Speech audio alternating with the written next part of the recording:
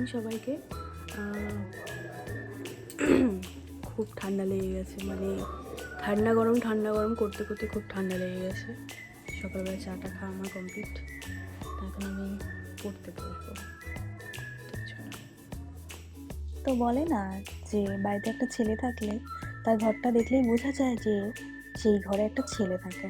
আমি যে টেবিলটাতে পড়তে বসেছিলাম চারিদিকে ছড়িয়ে ছিটিয়ে এটা ওটা সেটা চার্জার, আর মানে পুরো টেবিলটা জঘন্য অবস্থা করে রেখে দিয়েছিল।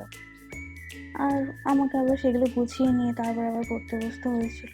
আর রোজ এই জিনিসটাই করে, জানো তো, মানে পুরো রুমটার অবস্থা এমন করে রাখে যে পুরো বুঝতে পারবে যে এই ঘরে কোনো একটা ছেলেই থাকে। আমি প্রতিদিন রুমটাকে গোছাই, ঠিকঠাক করি। আর একটু গোছানো না থাকলে না আমার আবার সেই মানে কতক্ষণে মনের মধ্যে উসখুস করে কতক্ষণে আমি সেই জিনিসটাকে গোছাবো। তো মাথাটা খুব ব্যথা করছিল, তাও ভালো লাগছিল না, তা একটু মানে এরকম করে নিলাম। তো চলো এবার পড়তে বসা যাক, কারণ এরপরে না হলে তো কিছুই করতে পারবো না, তাই না? তো ফাইনালি আমার টেবিল গোছানো হয়ে গেছে। চলো এবার যে হোম টাস্কগুলো ছিল আমার সেগুলো করে ফেলেছি, মানে করবো আর কি। তো সেগুলোই খুঁজে খুঁজে বার করছিলাম।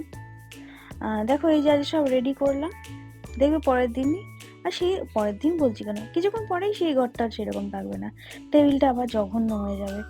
যাই হোক, তবুও তো করতেই হবে নিজের ঘর, সেগুলোকে তো পরিষ্কার করতেই হবে। তো তাই সেই জন্য মানে করিও রোজ, বক করি আবার একটুখানি করি, সবই করতে দেয় দুটো মিলিয়ে। যারা মেয়ে আছে তারা রিলেট করতে পারবে এই জিনিসটা। তো অনেক বক করলাম। তো এর মধ্যে আমি আমার ম্যাথামেটিক্সগুলো খুঁজে পাচ্ছিলাম না, তো তারপর যাই হোক পেয়েই গেছি। তো এবার করতে বসেছিলাম, কিন্তু খুব টাফ ছিল, জানো তো। তোমরা কি জানো আমি কি পড়ছি?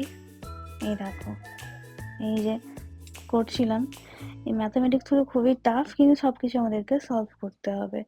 তো আমার একটা ট্যাব আছে, সেটার মধ্যেই মানে অনলাইনে আমি এই আমার কোশ্চেনগুলো দেওয়া ছিল। তারপর বেরিয়ে গিয়েছিলাম একটুখানি, আমার একটা আধার কার্ড ছিল, সেটাকে মানে কি ল্যামিনেশন করার ছিল, সেজন্য সারাদিন পরে তারপর ছেলেকে নিয়ে বেরিয়েছিলাম একটুখানি পার্কের উদ্দেশ্যে। দুপুরবেলায় সেরকমভাবে ঘুমায়নি, তাড়াতাড়ি উঠে গেছিল। তো গিয়ে দেখো আমার ছেলে তো হয়ে দাঁড়িয়ে রইলো কিছুক্ষণ, বুঝতে পারছিল না কি করবে। যেহেতু বিকেলবেলা ঘুমোয়, সেই কারণে ওকে নিয়ে সেভাবে পার্কে টার্কে যাওয়া হয় না। তবে পার্কে গিয়ে প্রথমত একটুখানি কি করবে বুঝতে পারছিল না। তারপরে যখন ও অ্যাক্টিভ হয়ে গেল, ওখানে একটা ফ্রেন্ডও পেয়ে গেছিল, তারপরে বেশ অ্যাক্টিভ হয়ে গিয়ে তারপর দৌড়াদৌড়ি ছুটোছুটি।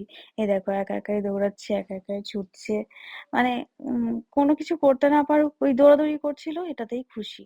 আর ওর থেকে বেশি খুশি যেন আমি ওকে পার্কে নিয়ে আসতে পেরে, কারণ ওকে যেহেতু খুব একটা বাইরে বের করা হয় না, পার্ক টার্ক খেলতে টেলতে নিয়ে যাওয়া হয় না। আমার খুব একটা চিন্তা থাকে যে কবে আমার ছেলেটাও বাচ্চাদের সাথে খেলবে, পার্কে যাবে, দৌড়াদৌড়ি করবে। ছোটবেলায় তো আমরা সেভাবে পার্কে যাইনি, আর বাড়ি থেকে সত্যি কথা বলতে সেভাবে কখনো ছাড়েও নি পার্কে টার্কে যাওয়ার জন্য। আর তখন এত পার্ক ছিলও না। তো যাই হোক, এখন অনেক পার্ক টার্ক হয়েছে, আর আমার বাড়ির সামনেই যেহেতু একটা পার্ক আছে, তো সেই কারণে মানে একটু সুবিধাই হয়েছে বলতে পারো। সব বাচ্চারা সেখানে বিকেলবেলা যায়, কিন্তু আমার ছেলেকে আমি নিয়ে যেতে পারি না, যেহেতু ও ঘুমিয়ে পড়ে। আর ঘুম থেকে তুলে যদি একটা ছোট বাচ্চাকে পার্কে নিয়ে যায়, সেখানে তো একটুখানি সে একটু খিটখিট করে সারাদিন সন্ধ্যের পর থেকে।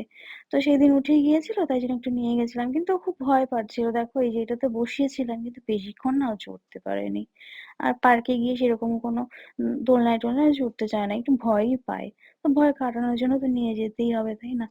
তো আজকে এটুকুই রইলো, দেখা হবে পরবর্তী ভিডিওতে। টাটা।